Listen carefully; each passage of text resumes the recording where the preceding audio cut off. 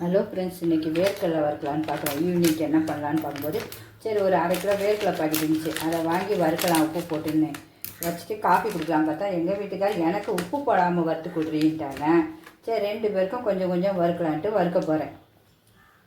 அதுக்கு ஃபஸ்ட்டு கொஞ்சம் ஸ்டவ் பற்ற வச்சுக்கலாம். அவங்களுக்கு எங்களுக்கு உப்பு போட்டு எனக்கு வைக்கிட்டு கொஞ்சம் அவங்களுக்கு உப்பு இல்லாமல் கொஞ்சம் வேர்க்கடலை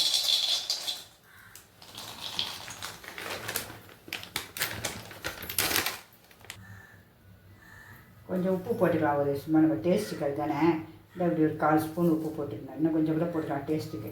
போட்டுட்டு கொஞ்சம் தண்ணி தெளிச்சிக்கலாம். அவ்வளோதான். தண்ணி சும்மா கையில் தான் தெளிக்கணும். இதை கிண்டி விடுங்க. கிண்டி விட விட அது க்ளீனாக வந்துடும். தண்ணியெல்லாம் க்ளீன் பண்ணிடும். கொஞ்சம் சூடாகவே அப்படியே கிண்டி விடும். தண்ணியெல்லாம் வற்றிடும் அப்படியே.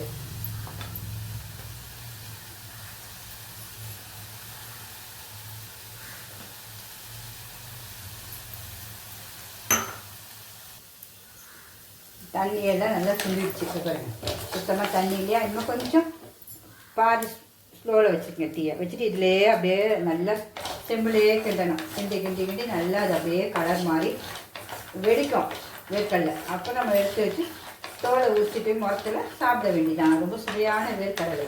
ஹெல்த்தி வேறு இல்லை நமக்கு. இது உப்பு இல்லாத அவங்களுக்கு வறுத்துட்டு காட்டுறோம் உங்களுக்கு. வேர்க்கடலை நல்லா வறுத்தாச்சு. என்ன ஒரு வாசனை, வீடே கமுக்குங்க.